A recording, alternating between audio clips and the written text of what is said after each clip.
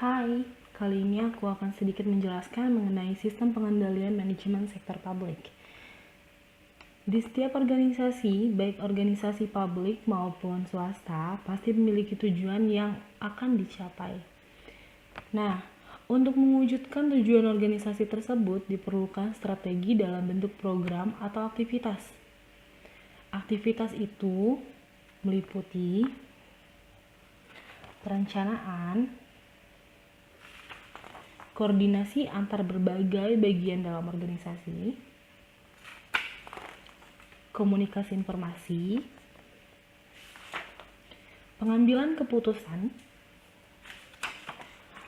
memotivasi orang-orang yang ada di dalam organisasi agar berperilaku sesuai dengan tujuan organisasi,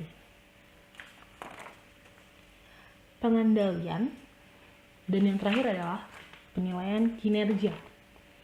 Struktur organisasi harus sesuai dengan desain sistem pengendalian manajemen, karena sistem pengendalian manajemen berfokus pada unit-unit organisasi sebagai pusat pertanggungjawaban. Pusat-pusat pertanggungjawaban tersebut merupakan basis perencanaan, pengendalian, dan penilaian kinerja. Manajemen sumber daya manusia harus dilakukan sejak proses seleksi dan rekrutmen, training, pengembangan, serta promosi hingga pemberhentian karyawan.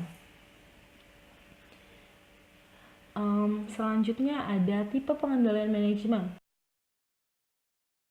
Tipe pengendalian manajemen dapat dikategorikan menjadi 3 kelompok. Yang pertama, ada pengendalian preventif.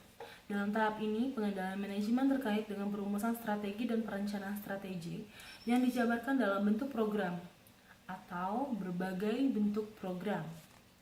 Yang kedua ada pengendalian operasional. Dalam tahap ini, pengendalian manajemen terkait dengan pengawasan pelaksanaan program yang telah ditetapkan melalui alat berupa anggaran. Anggaran digunakan untuk menghubungkan perencanaan dengan pengendalian. Yang terakhir, ada pengendalian kinerja. Pada tahap ini, pengendalian manajemen berupa analisis evaluasi kinerja berdasarkan tolak ukur kinerja yang telah ditetapkan. Sistem pengendalian manajemen harus didukung dengan struktur organisasi yang baik. Struktur organisasi termanifestasi dalam bentuk struktur pusat pertanggungjawaban.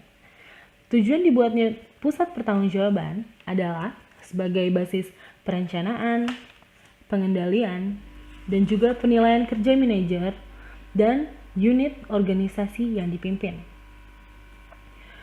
Yang kedua, untuk memudahkan mencapai tujuan organisasi. Yang ketiga, untuk memfasilitasi terbentuknya goal congruency.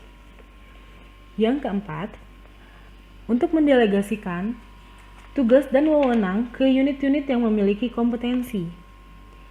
Yang kelima, untuk mendorong kreativitas dan daya inovasi bawahan.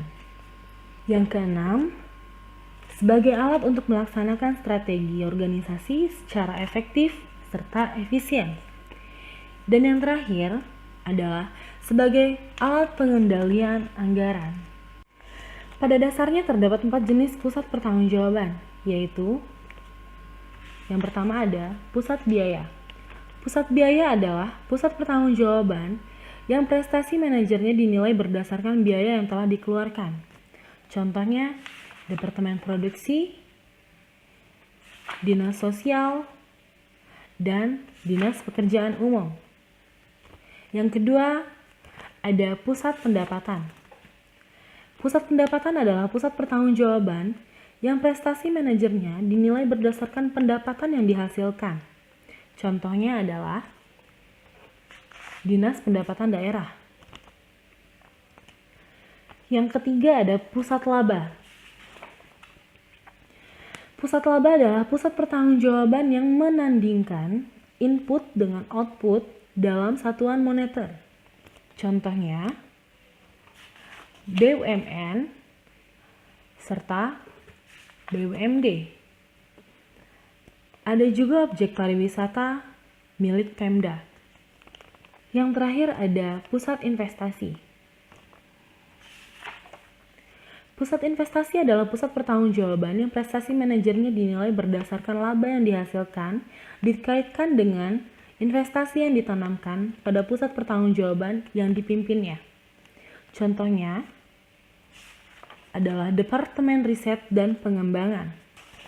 Pengendalian manajemen berfokus pada pusat pertanggungjawaban, karena pusat pertanggungjawaban merupakan alat untuk melaksanakan strategi dan program-program yang telah diseleksi melalui proses perencanaan strategik. Idealnya, struktur pusat pertanggungjawaban sebagai alat pengendalian anggaran sejalan dengan program dan struktur aktivitas organisasi.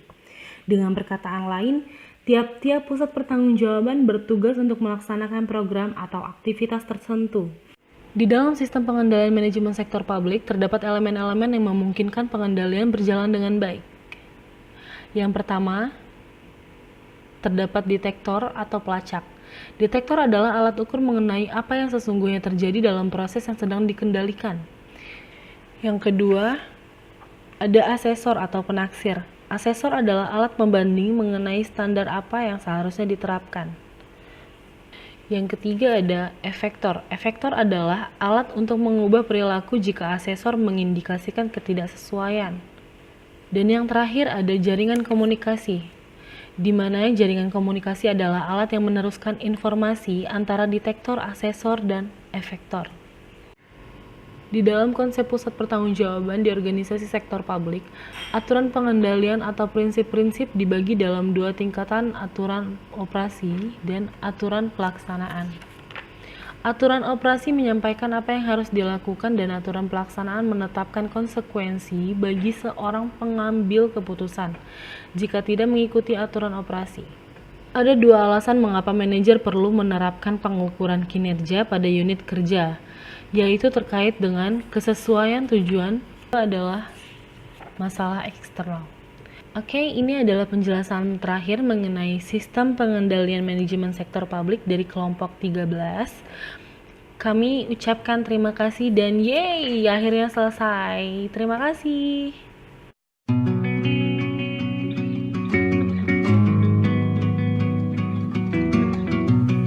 I'm gonna pick up the pieces